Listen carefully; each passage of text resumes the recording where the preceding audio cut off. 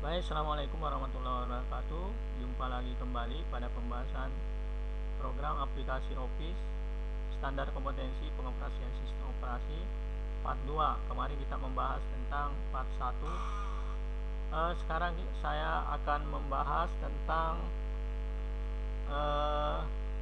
kontrol panel. Kontrol panel itu adalah sebuah fitur yang disediakan oleh Windows untuk mengontrol beberapa hal, misalnya tentang program yang terpasang di komputer ini bisa kita kontrol dengan sesuai dengan keinginan kita. Misalnya ada salah satu software bermasalah, apakah tidak kompatibel atau tidak sesuai dengan sistem yang ada, maka kita bisa menghapus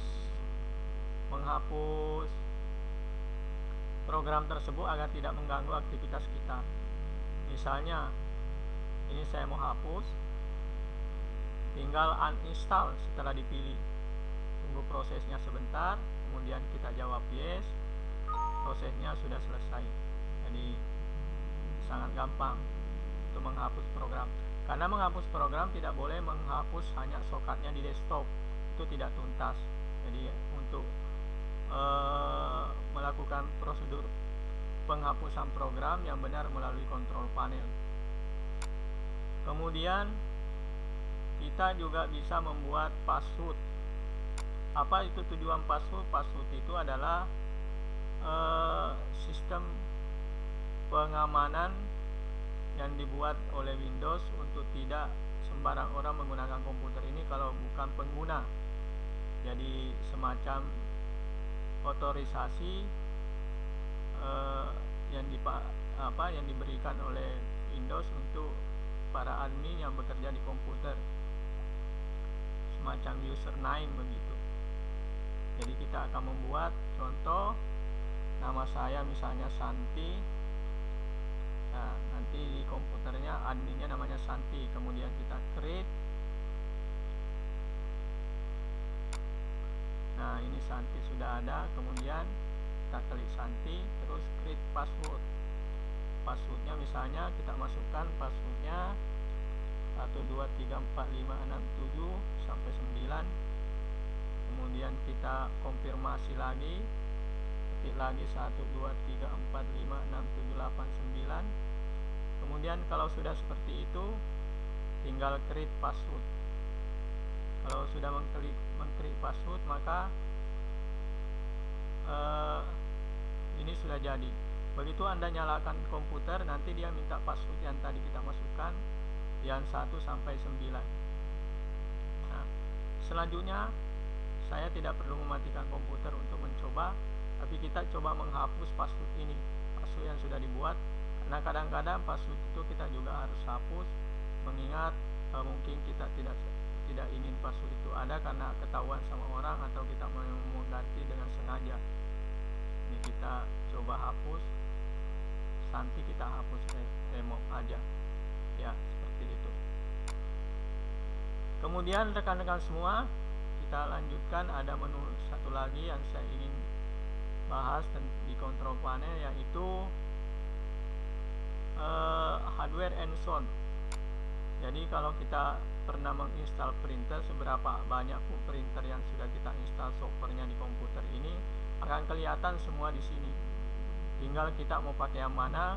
Misalnya saya mau pakai Canon, tinggal klik kanan, diaktifin dulu sebelum dipakai. Karena kalau nggak diaktifin dia nggak mau. Nanti kita ngeprint menggunakan komputer malah yang tidak aktif. Nah, ini sudah aktif. Jadi pilih yang paling terang, kemudian klik kanan, pilih default, set default. Nah, seperti itu. Kalau sudah begini siap, printernya sudah siap, pastikan printernya sudah terinstall. Dan kalau terang begini pasti sudah terinstall. Baik rekan-rekan semua, kita lanjutkan ya, tentang fungsi penyimpanan. Jadi menyimpan data itu teman-teman harus paham, tidak asal menyimpan, ada kriteria yang harus kita penuhi. Yang pertama, menyimpan data sebaiknya tidak menyimpan di C, karena di C itu drive C, ini drive C, ini drive D, ini drive E, ada CD-ROM namanya drive F. Jadi sangat disarankan menyimpan data di C atau di My Dokumen. Di My Dokumen itu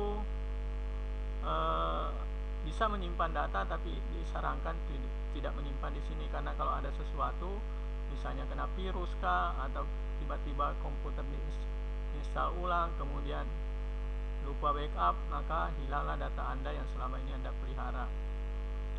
Jadi media menyimpan itu boleh menggunakan hard disk atau drive yang ada di sini, ya, atau menggunakan flash disk atau menggunakan hard disk eksternal.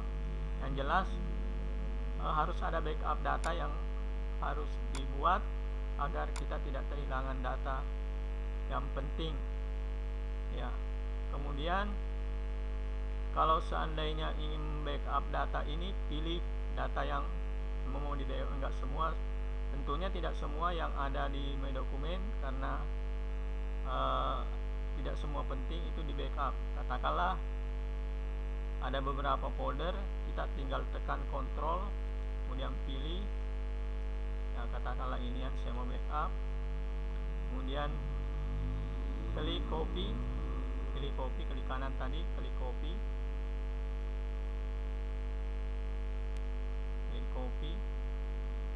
kemudian simpan di drive D.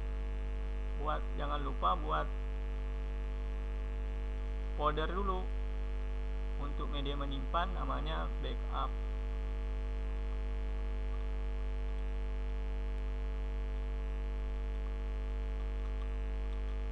Ya, kemudian enter, terus kita klik 2 kali, kemudian klik kanan paste. Nah, ini udah mulai menyimpan.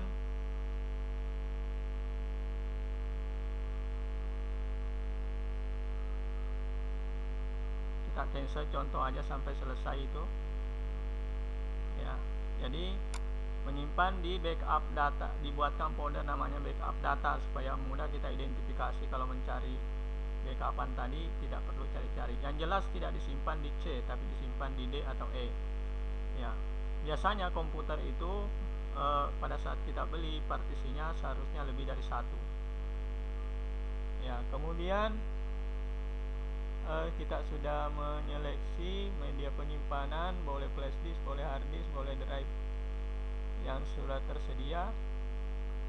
Kemudian backup sudah, tampilan hasil backup data sudah kita buka tadi.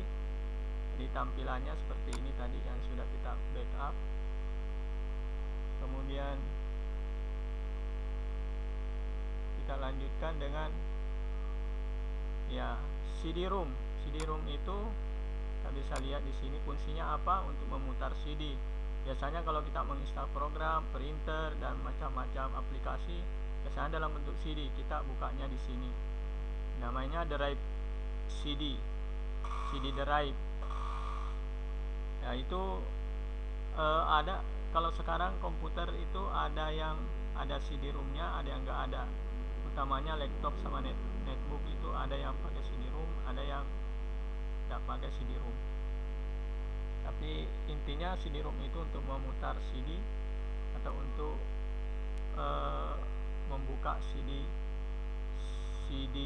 yang dalam bentuk yang terisi program-program yang kita mau install ke komputer yang kita gunakan. Selanjutnya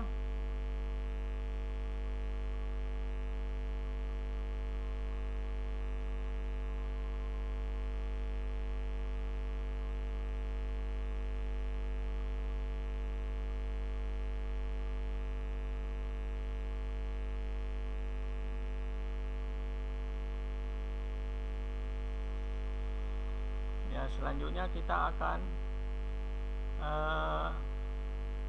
melihat kapasitas,